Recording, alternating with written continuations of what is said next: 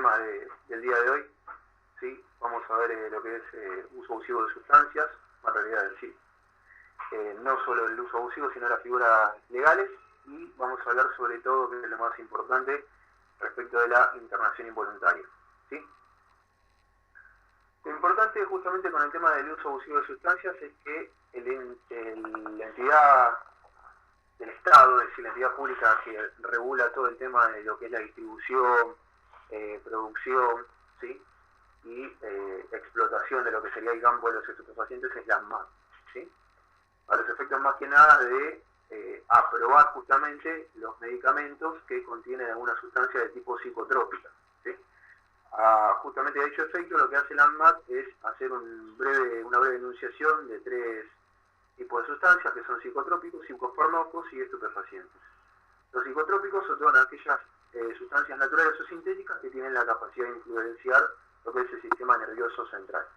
Luego tenemos lo que son los psicofármacos, que son todos aquellos medicamentos elaborados a través de lo que son sustancias psicotrópicas, ¿sí? Que se utilizan para tratar patologías o padecimientos de tipos mentales. Y por último tenemos a los estupefacientes, que son todas aquellas sustancias de carácter psicotrópico que justamente por su influencia o capacidad de afectar el sistema nervioso central tienen la capacidad de generar conductas dependientes y o abusivas. ¿Está bien? Ya sea por el accionar en sí mismo de la propia sustancia o mediante la activación de otra tercera sustancia que entre en juego. Teniendo en consideración estas 3 clasificaciones que hace la ANMAT, estas 3 definiciones básicas, lo que realizó la justicia posteriormente, mejor dicho, en realidad el Poder Legislativo, fue sancionar a nivel penal una determinada cantidad de figuras delictivas que están comprendidas dentro del Código Penal, ¿sí? Las cuales van a contemplar diferentes situaciones de la realidad, que pueden ser el tráfico de estupefacientes, la elaboración de estupefacientes por fuera de lo que establece la normativa, ¿sí? La comercialización de estupefacientes por fuera de lo que exige la normativa, la comercialización a los pacientes, ¿sí? Después la indicación del consumo de este tipo de sustancias por fuera de los periodos de tratamiento indicados para determinadas patologías. Todas estas cuestiones fueron incorporadas al Código Penal a través de lo que contempla la Ley 23737, que justamente es la que consagra todas estas figuras dentro del Código Penal propiamente dicho. Como ustedes podrán ver, en esta norma, mejor dicho, se van a estipular distintas figuras penales que van a comprender a los dueños justamente de los laboratorios, a los farmacéuticos, a los médicos, ¿sí? A los que producen, a los que elaboran, a los que distribuyen, a todos los que intervienen en la cadena de la elaboración hasta comercialización de lo que es el estupefaciente, ¿sí?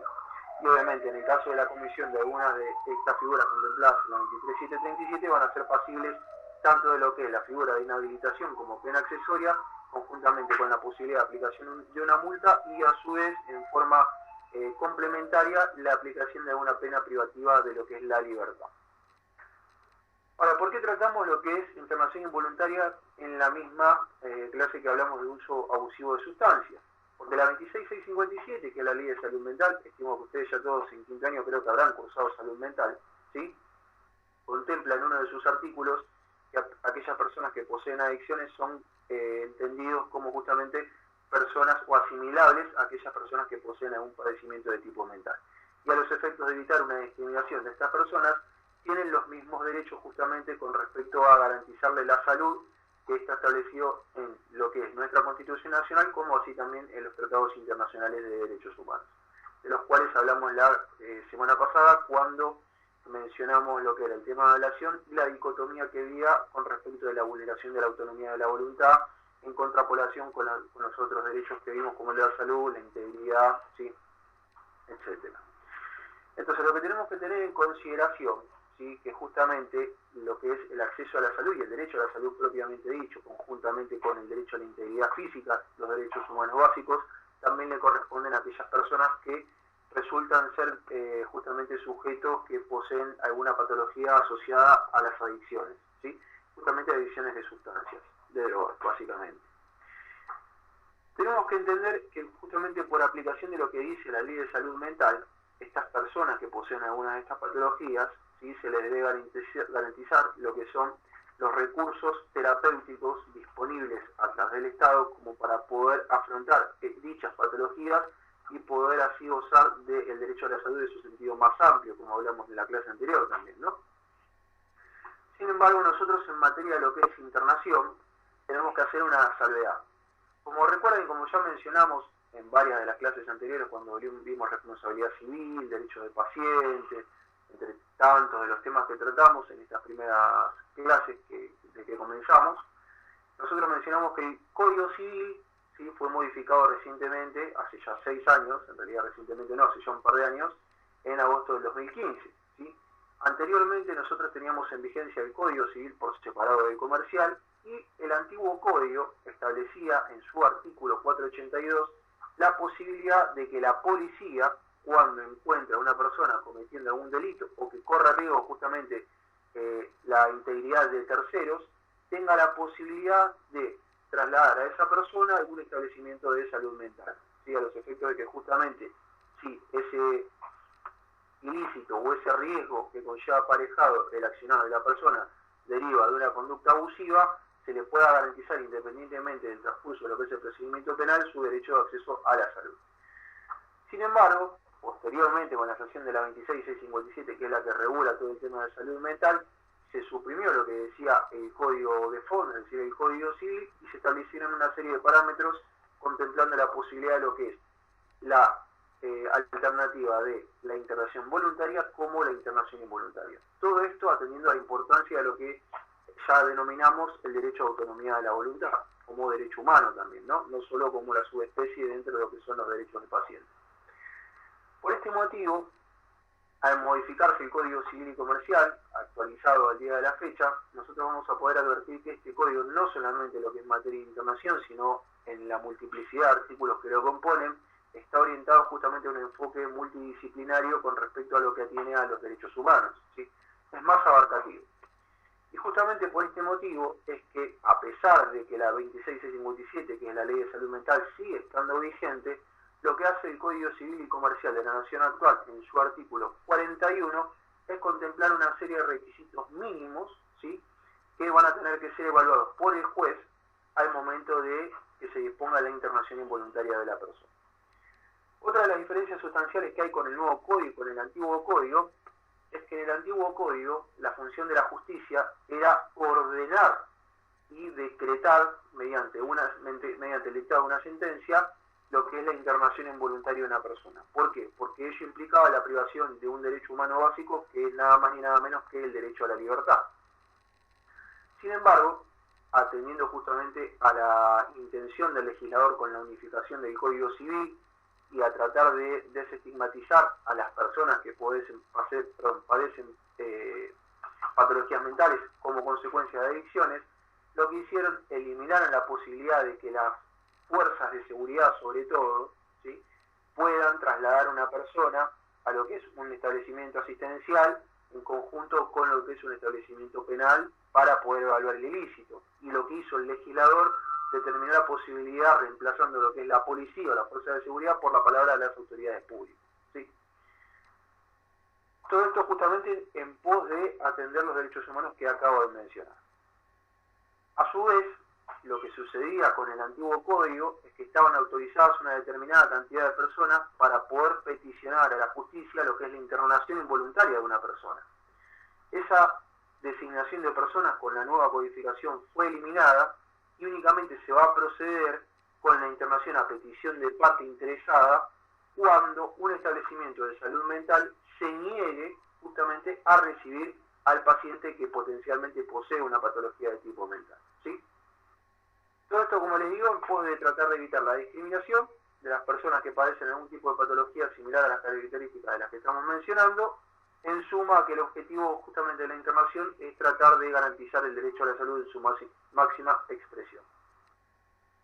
Entonces, en materia de salud mental y por consecuencia aplicación analógicamente a lo que es adicciones, la 26657 en conjunto con el nuevo Código Civil y Comercial establece que tenemos dos tipos de internaciones para aquellas personas que padecen alguna patología a consecuencia derivada de las adicciones, que es la internación voluntaria y la internación involuntaria. Como ustedes recordarán, cuando nosotros vimos la Ley de Derechos del Paciente, la 26529, propiamente dicha, se establece por regla genérica que el consentimiento informado se da de manera verbal, ¿sí? Esa es la regla genérica. Pero como todo el derecho tiene una serie de excepciones. Y esas excepciones están enunciadas taxativamente en la misma ley de derecho del paciente, dentro de las cuales una de ellas es la internación, ¿sí? ¿Qué es lo que significa? Que la internación voluntaria de una persona va a tener que ser autorizada por dicha persona previo a haber recibido la información sanitaria respecto del cuadro de salud que posee, las consecuencias, ¿sí? Justamente positivas como negativas del apego o rechazo de la adhesión al tratamiento, ¿sí? Y las distintas variantes de tratamientos alternativos como para tratar la patología de la persona. Si la persona considera adecuado, luego de recibir la información, que la internación es el recurso terapéutico adecuado para tratar su patología, va a tener que otorgar su consentimiento informado mediante la suscripción del documento legal, ya entendido como el instrumento de consentimiento, a los efectos de que se pueda llevar a cabo dicha internación. Sin embargo, tenemos justamente la situación en que una internación voluntaria, luego de transcurrir un determinado plazo, tiene la posibilidad de transformarse en involuntaria, que en este caso sería luego de transcurridos los 60 días de que la internación sea voluntaria. El equipo interdisciplinario tiene la obligación de poner en conocimiento al juez que se encuentre competente en la materia de turno para que verdaderamente evalúe si se dan los requisitos para que la internación sea voluntaria, y conjuntamente el juez va a informar al órgano de revisión que está creado por la Ley de Salud Mental. Si ambos organismos, es decir, la justicia a través del juez competente y el órgano de revisión, consideran que la internación continúa siendo voluntaria, se va a continuar por igual periodo evaluando la periodicidad justamente de cumplimiento del tratamiento. En caso de que el juez y el órgano de revisión consideren que la internación carece ya de la voluntariedad, se va a transformar en involuntaria, y en ese mismo momento el juez va a tener la obligación de controlar los requisitos de legalidad, ¿sí? ¿Por qué? Porque, como les dije, luego de la evolución del código, la función, mejor dicho, que ejerce el juez en materia de internación es no disponer ya la restricción de la libertad, sino meramente se limita a controlar que la internación involuntaria cumpla con dos principios básicos del derecho. Uno, el principio de legalidad, y otro, el principio de razonabilidad. El principio de legalidad, lo que va a verificar el juez es que básicamente se estén cumpliendo los 5 requisitos que estipula el Código Civil y Comercial de la Nación en su artículo 41. Si verifica que se están configurando, la internación se lleva conforme a derecho, como nosotros decimos. Y luego lo que va a evaluar es la razonabilidad. La razonabilidad va a tener en consideración el juez al momento de evaluarla determinadas cuestiones. En primer lugar, que exista un riesgo cierto e inminente, que sería uno de los requisitos que establece el artículo 41. ¿Sí? Riesgo cierto e inminente en que la persona continúe ejerciendo su libertad de forma autónoma y que sea el riesgo ya sea para sí mismo, es decir, para el paciente, o para terceros.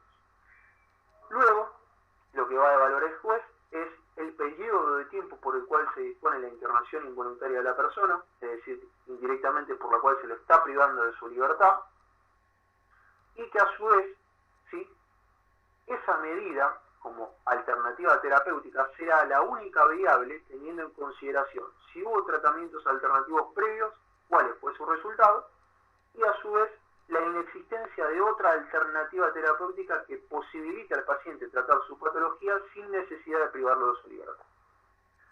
Si verdaderamente el juez considera que se da el control de razonabilidad, se cumple el principio de razonabilidad y están cumplidos los 5 requisitos del artículo 41, se va a confirmar lo que es la internación.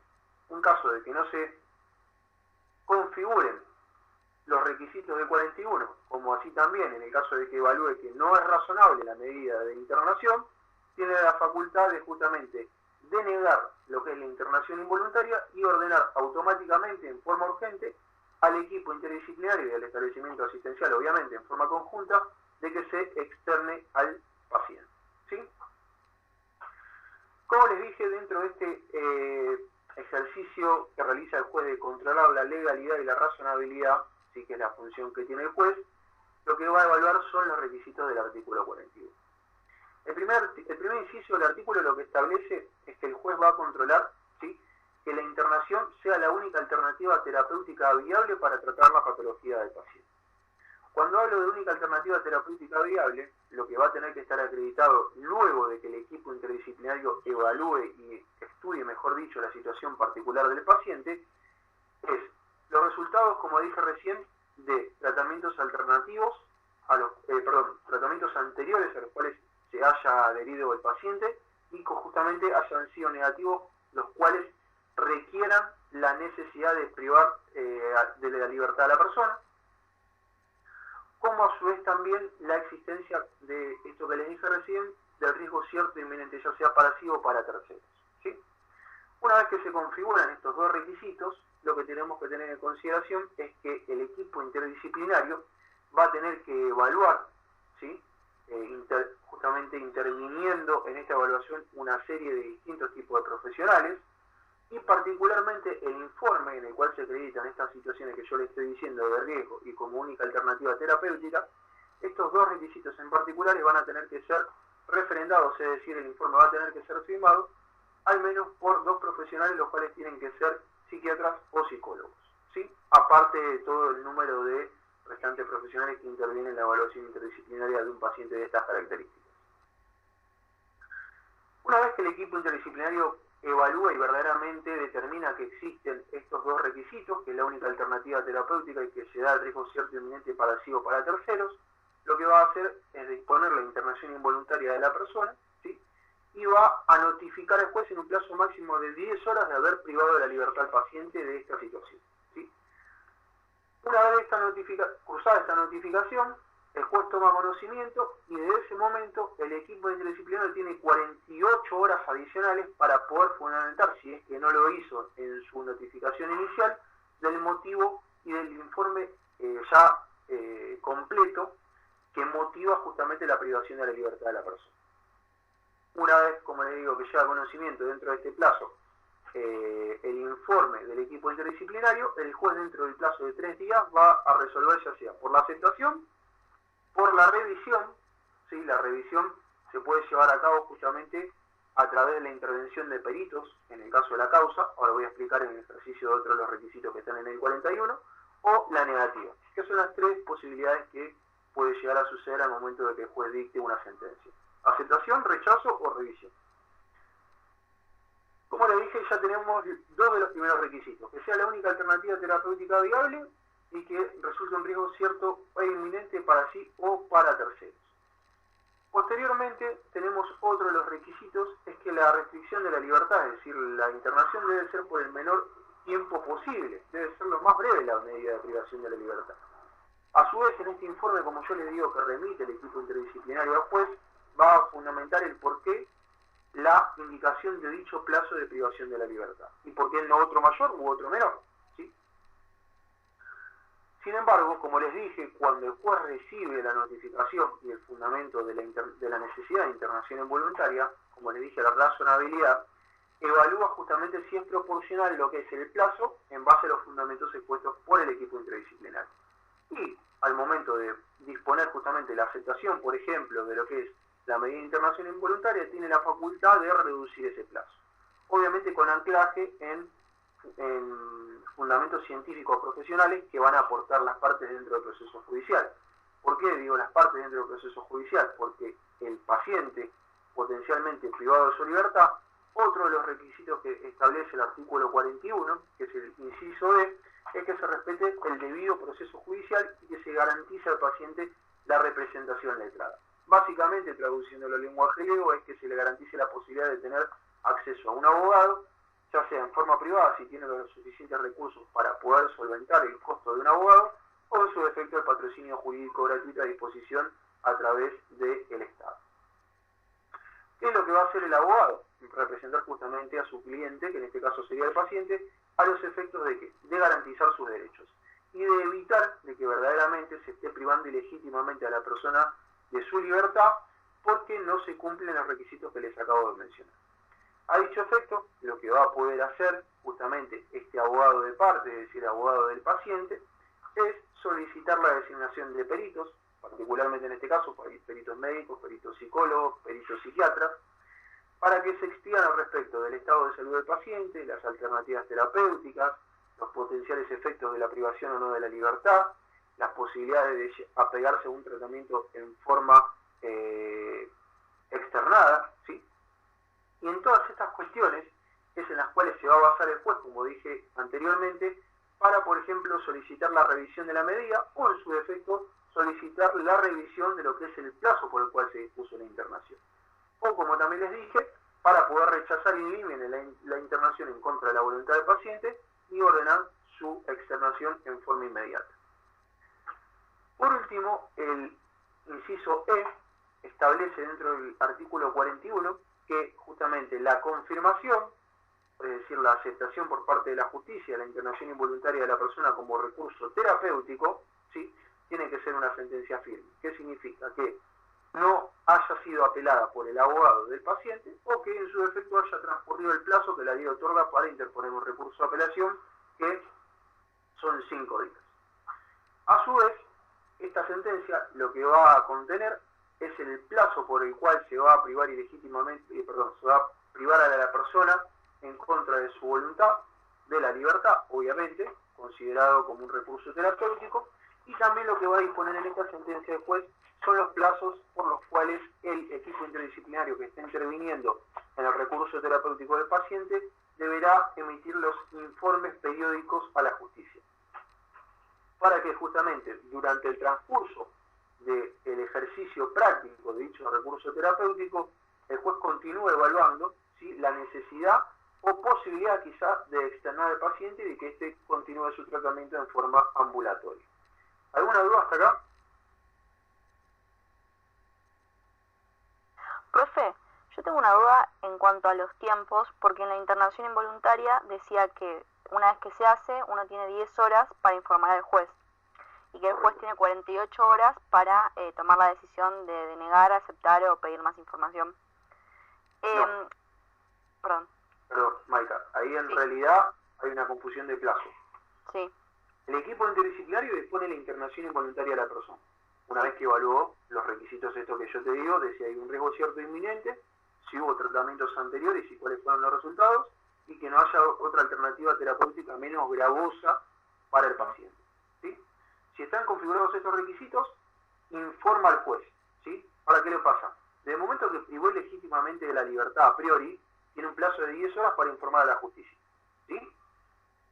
Si en ese momento que no informó al juez cuáles son los fundamentos que motivan la internación involuntaria, ¿sí?, habiendo dado aviso dentro de las 10 horas de la privación, tiene 48 horas como plazo de gracia para poder acompañar el fundamento, es decir, el informe del equipo interdisciplinario, ¿sí? Y de recibido ese informe, sea dentro de las primeras 10 horas, que a su vez tiene que notificar, o dentro de esas segundas 48, el juez tiene 3 días para decidir qué hace, si acepta, si solicita revisión o si rechaza.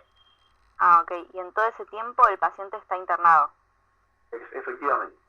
Ok, muchas gracias, tenía esa duda con los plazos. Gracias. No, por favor. Profe, Sí. ¿el equipo interdisciplinario tiene que tener sí o sí un psicólogo y un psiquiatra o pueden ser 2 psiquiatras, por ejemplo? No, uno de cada uno. La diferencia es que el informe, como les digo, mínimamente tiene que estar firmado por alguno de estos dos profesionales, ¿sí?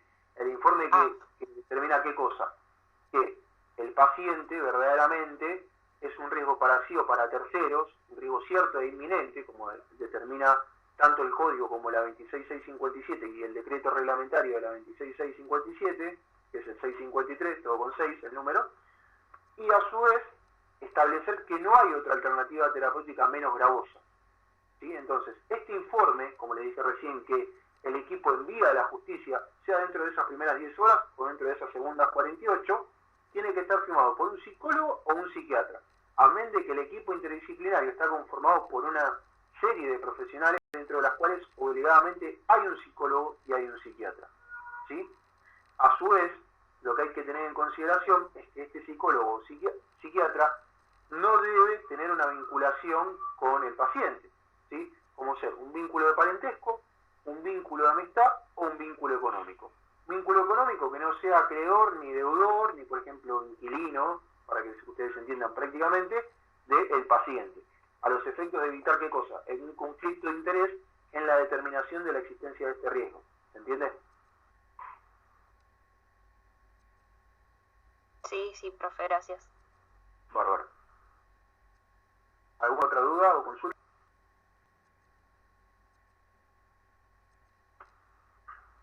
Bueno, seguimos entonces. Como les dije, una vez dictada la sentencia, es decir, que el juez evaluó verdaderamente que se configuran los 5 requisitos del 41, lo que hace es emitir una sentencia, en la cual, como les dije, va a disponer lo que es el plazo por el cual efectivamente va a durar la internación involuntaria y a su vez la periodicidad de los informes que el equipo interdisciplinario interviniente va a tener que respetar para notificar a la justicia al respecto de la evolución del tratamiento sobre el paciente. ¿Sí? Tenemos que tener en consideración que la internación involuntaria se puede prolongar por un plazo máximo de 90 días. ¿Sí? Repito, por un plazo máximo de 90 días. Y los informes de los equipos interdisciplinarios existen 2 variantes. La primera variante, como les dije, es que en la misma sentencia en la cual se determina el plazo por el cual se va a privar a la persona de su libertad, el juez diga, bueno, el equipo interdisciplinario tiene que emitir el informe de evolución del paciente cada 10 días, cada 7, cada 20. ¿Sí? Pero el plazo no puede superar de 30 días. ¿Está bien? ¿Puede disponer el juez un plazo menor? Sí, claramente. ¿A los efectos de qué? Justamente, como les dije, de evaluar periódicamente si dicho recurso terapéutico como restricción de la libertad sigue siendo necesario o no.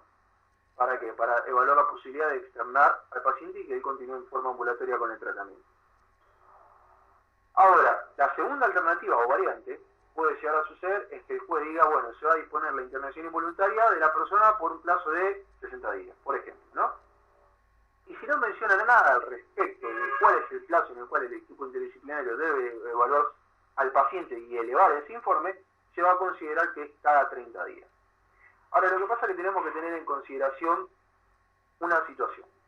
Como les dije yo, el equipo interdisciplinario inicial que dispone de la internación va a emitir 4 informes. ¿Por qué 4? Porque el primero que va a emitir, ¿cuál es? El informe que fundamenta la restricción de la libertad de la persona como alternativa terapéutica. ¿Sí? Y después, en el caso máximo de que sean 90 días de internación, vamos a tener el de los primeros 30, el de los 60 y el de los 90. ¿Sí? Y no es que va a emitir 3. Lo que pasa, va a emitir 3 informes respecto de la evolución del tratamiento como alternativa terapéutica. Pero en realidad, el equipo interdisciplinario emite 4 informes fundamentados, todos ellos. ¿Sí? Por esto que les acabo de decir. El primero, más importante, que dispone el fundamento de la privación de la libertad de la persona, conjuntamente con la periodicidad que el equipo interdisciplinario considera adecuada para que el tratamiento efectivamente surta el efecto buscado. Y después, en caso de que el juez tiene la posibilidad, como les digo, de aprobar el plazo que solicitó el equipo interdisciplinario, o que dispuso, mejor dicho, o en su defecto, si el abogado de la parte solicitó la designación de un perito y los peritos que intervengan en la causa consideran que es adecuado un plazo menor, el juez tiene la facultad de apartarse de lo que dice el equipo interdisciplinario y disminuir el plazo de internación o inclusive ampliarlo.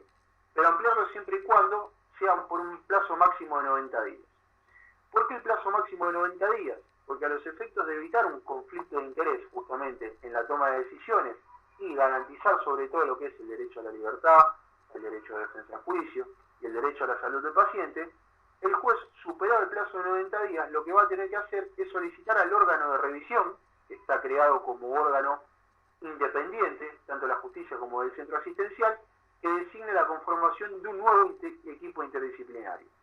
A priori lo que va a perseguir este órgano de revisión es que el equipo interdisciplinario no tenga vinculación alguna con el establecimiento sanitario donde se encuentre internado el paciente, siempre y cuando sea posible, obviamente, ¿no? ¿Por qué? Porque justamente en pos de lo que dice el derecho de defensa, el juez competente para entender en el proceso de internación involuntaria es el juez donde se domicilia la persona que está siendo privada de su libertad, ¿sí? Entonces, el órgano de revisión va a tener que solicitar la conformación de un equipo interdisciplinario que actúe dentro de la competencia territorial donde se encuentra privado de la libertad el paciente. En el caso de que sea imposible, va a solicitar, como le digo, la conformación sí o sí de un nuevo equipo interdisciplinario que nada tenga que ver con el que intervino anteriormente, a los efectos de qué? De que evalúe todos los informes anteriores, la evolución del tratamiento y de si efectivamente considera necesario o adecuado que el paciente siga internado en forma involuntaria. ¿Está bien? Tengamos en consideración que cuando una internación voluntaria, me retrotraigo a la primera parte, es decir, cuando una persona decide voluntariamente someterse a un tratamiento de internación, superado los 60 días, el juez considera que la voluntariedad se eliminó, se transforma automáticamente en involuntario. Entonces comienzan a aplicarse los criterios que les acabo de mencionar recién. ¿Por qué? Porque una vez que se transforma en involuntaria, el juez lo que va a hacer nuevamente es ejercer el control de legalidad y de razonabilidad de la medida. ¿Sí? ¿Para qué? Para justamente perseguir que no se estén vulnerando ilegítimamente derechos del paciente. En este caso no solo detenta los derechos del paciente que vimos en la 26.529, sino también derechos humanos básicos por el mero hecho de ser persona, como ser nada más y nada menos que la libertad, en este caso de tránsito. ¿Sí? ¿Alguna duda o consulta? ¿El juez se vale de peritos, no? Como para poder entender estos informes, o como yo se lo emito al juez y bueno, y él va a saber. No, el juez tiene algo que se llama facultades discrecionales. ¿Sí? ¿Qué son las facultades discrecionales? En el ámbito de un proceso judicial, no solo las partes tienen posibilidad de solicitar la designación de peritos, sino que el propio juez, ¿sí?, tiene la facultad de decir, como yo soy muy entendido en el derecho, tengo mucho conocimiento del derecho, pero soy lego en determinada materia, voy a requerir el auxilio justamente de un profesional. Por eso a los peritos se los denomina auxiliares de la justicia. Claro. En este caso, ¿cuál va a ser? Un perito psiquiatra, un perito psicólogo, ¿sí?, un médico especialista en determinada patología, a lo cual el juez va a poder requerir su sapiencia para que evalúe verdaderamente la situación del paciente, el informe que emitió el equipo interdisciplinario y determine si es procedente o no la restricción de la libertad de la persona. ¿Sí? Ahora, ¿qué es lo que sucede? Las partes dentro del proceso van a ofrecer pruebas. En este caso, el abogado que va a representar al paciente que fue privado de su libertad, lo que va a hacer es solicitar seguramente que se designe un perito. ¿Sí? Ahora, en el hipotético caso, supongamos que el abogado de la parte considera que no es adecuado solicitar la designación de un perito psicólogo. No solamente se limita a solicitar la designación de un perito psicólogo. Después, cuando esté evaluando la causa, en ejercicio de esa facultad discrecional que les acabo de mencionar, puede decir, no, yo considero adecuado en base al informe del equipo interdisciplinario que a su vez también sea designado un perito psicólogo.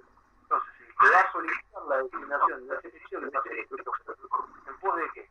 De que se nutra Profe, de la... mucho eco.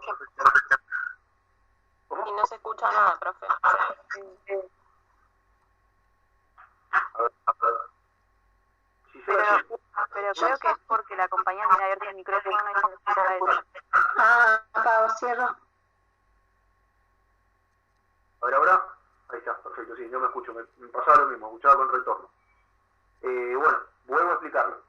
Como les dije, el juez tiene facultades discrecionales. ¿Qué significa? Que tiene la posibilidad de requerir el auxilio de un profesional, ¿sí?, para que lo ilustre al respecto de una materia en la cual no tiene conocimiento. Como será en este caso, por ejemplo, psiquiatría, psicología, ¿sí?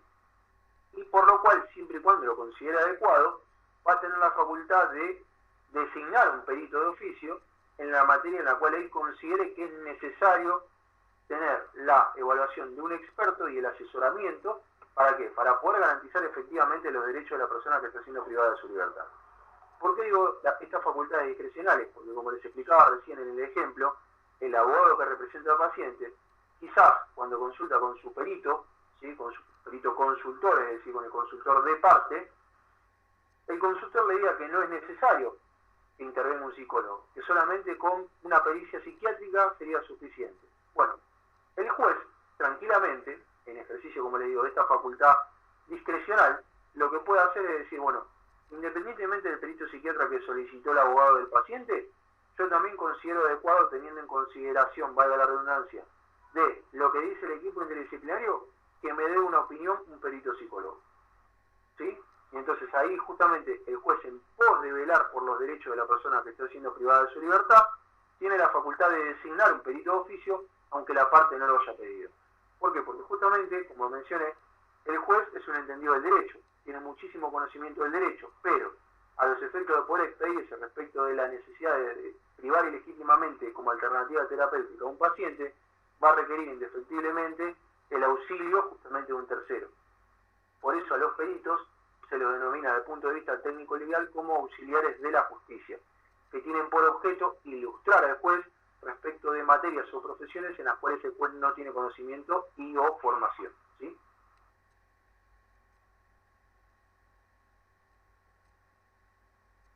Y con esto de la ley, de la nueva ley de salud mental, todas estas internaciones involuntarias se hacen en cualquier hospital público, por ejemplo, ¿no? En el caso de un paciente psiquiátrico, que sea también social, ¿no? Que no tenga el apoyo de ninguna familia, nada. El juez es el que le va a proporcionar el abogado como para que también lleve control sobre su internación involuntaria. Claro, exactamente. En el caso de que no tenga los recursos económicos para poder costear justamente el pago del honorario de un abogado, se va a designar un defensor público. Entonces, todo hospital tiene que contar con este equipo interdisciplinario. Los que son especializados en salud mental. Ah, con razón, está bien. Si no, si es un hospital general, ¿qué se hace? Hay que hacer la derivación al nosocomio que tenga la gestión mental. Ah, perfecto, no entendía eso. Ok, gracias. Por favor. Profe, sí. Una pregunta. Los profesionales, o sea, los del órgano de revisión, ¿pueden ser que son los que se encuentran en el cuerpo médico forense? Algunos de ellos sí, exactamente, pero no necesariamente tienen que ser los mismos. Claro, pero por lo general puede ser de que los pacientes que están internados en hospitales psiquiátricos públicos van ahí para que les hagan las evaluaciones. Sí, es correcto, pero como le digo, no necesariamente tienen que ser los mismos, ¿sí? Pueden ser distintos. Sí. Pero sería estos los que del órgano de revisión, digamos, porque no estaba segura si serían ellos. Exacto, que son los que están creados por la ley de salud mental, por la 26657, que es un órgano aparte, independiente de lo que es la justicia. Porque ¿qué es lo que hace la justicia? En ejercicio del juez de la función de control de legalidad y razonabilidad, también requiere, ¿sí?, el análisis de un cuerpo de expertos adicional a lo que es el equipo interdisciplinario, más allá de la posibilidad, en ejercicio de la facultad discrecional, de designar perito, como recién acabo de mencionar. ¿Sí? Perfecto, gracias. José, ¿querías decir algo?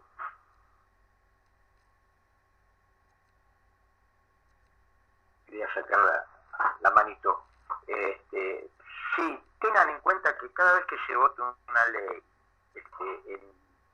relacionada, ya sea como estuvimos viendo la ley de fertilización médicamente asistida, la ley de salud mental y todo, debería votarse con un presupuesto propio para ejecución de la misma, en el cual están contemplados los recursos económicos para esos equipos multidisciplinarios, para esas instituciones especializadas y para todas las prácticas que están vinculadas a tratamientos farmacológicos o de otro tipo. Tengan en cuenta que estas situaciones, instancias ideales, no se dan muchas de las veces. Por eso es que la ley de salud mental, cuando ustedes empiecen a circular nuevamente por espacios prácticos como el Hospital Diego Parisien, que tiene un servicio de psicopatología y todo, que en teoría va articulado con centros de salud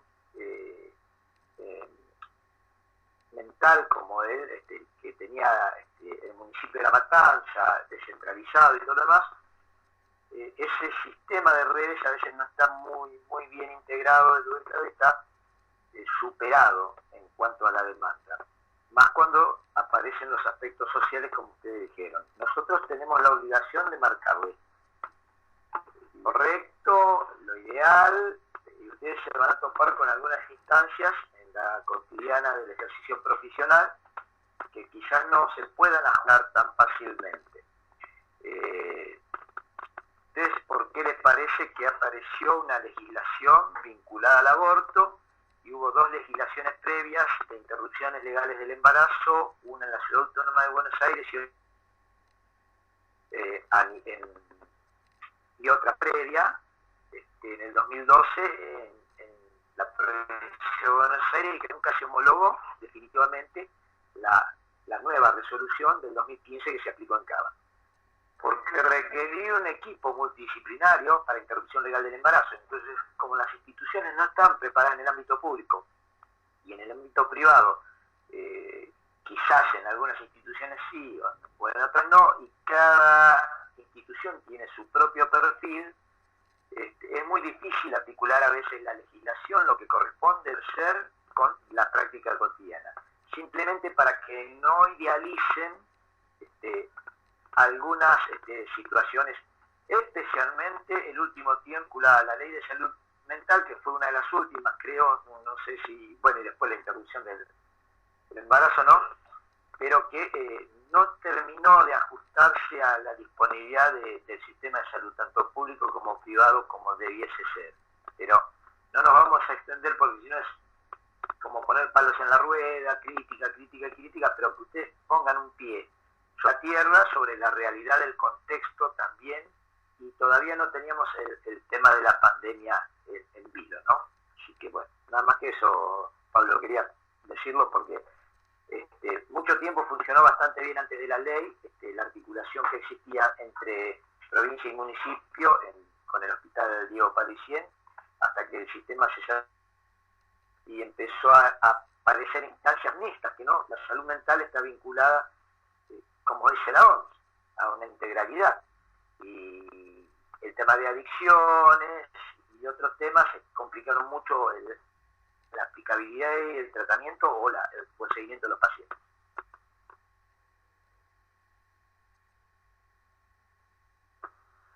No es que una cosa es lo que dice la ley y otra cosa es la obligación del Estado, en tanto tercero de garantes, de asegurar los recursos necesarios como para que la ley se aplique prácticamente.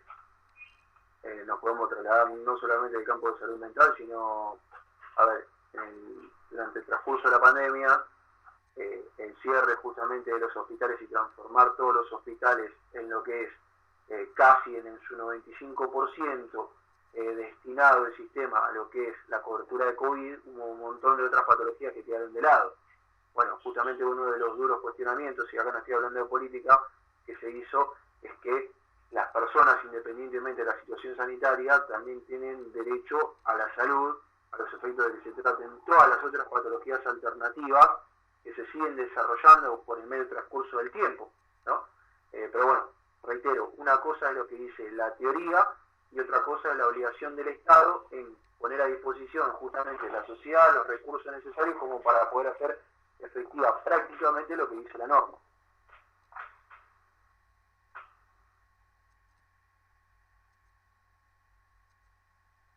¿Alguna otra duda o consulta?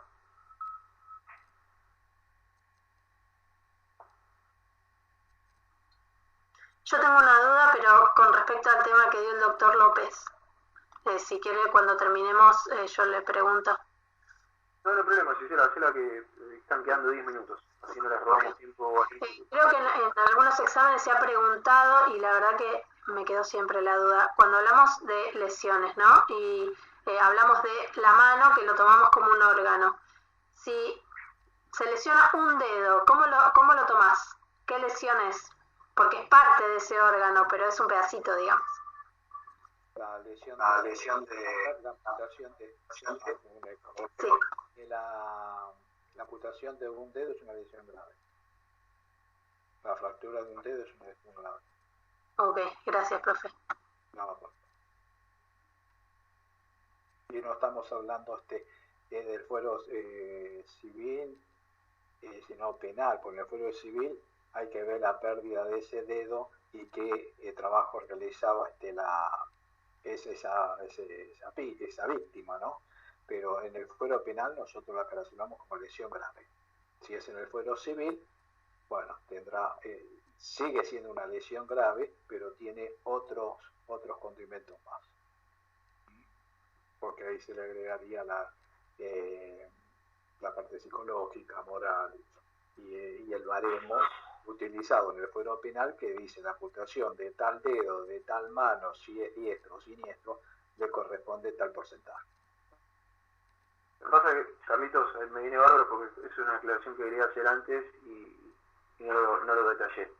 Tengan en consideración que el objetivo, como vimos en la primera clase que tomamos de legal, el objetivo del derecho penal es identificar si una persona cometió alguna de las figuras contempladas en el código para estipular si eso no es delito. Y si es delito, aplicar la pena que corresponde, sea privativa de la libertad, sea inhabilitación, sea una multa y todas las que ya hablamos, en ejercicio de la función punitiva. Ahora, en cambio, el objetivo del derecho civil no es aplicar una pena privativa de libertad o una accesoria como es una multa o una inhabilitación, a menos de que se pueda llegar a hacer, ¿sí? Sino que el objetivo del derecho civil, en ejercicio de la teoría de la responsabilidad civil, con la configuración de los factores que ya vimos de atribución de responsabilidad, es, ¿qué cosa? Reparar el daño que sufrió la víctima de dicho daño. Esa reparación, teniendo en consideración la teoría del resarcimiento, tiene que ser una reparación integral, ¿sí? Como hablamos recién y mencionamos el concepto de definición de salud de la OMS, ese concepto integral que mencionó José, ¿sí? También es el mismo que se tiene en consideración al momento de realizar una reparación del daño. No solamente en este caso teniendo en cuenta la salud de la persona, sino también el ejercicio de su vida cotidiana de ahí en adelante con ese daño, si obviamente es de carácter permanente. ¿Por qué? Porque no solo va a implicar una incapacidad desde el punto de vista físico, que nosotros le vamos a transformar en un número, es decir, vamos a decir, bueno, la víctima quedó con un 3% de incapacidad. El punto se paga tanto, listo, corresponde tanto. Pero eso solamente por la incapacidad física. Ahora, la incapacidad para desarrollar su vida de forma cotidiana, teniendo en cuenta su profesión, ¿sí?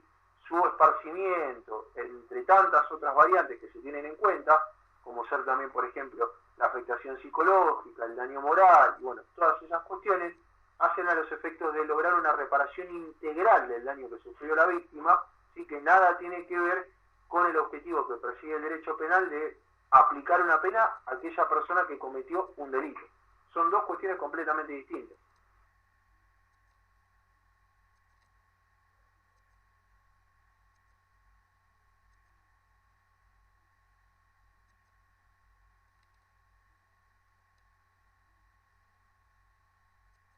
¿Alguna otra duda o consulta?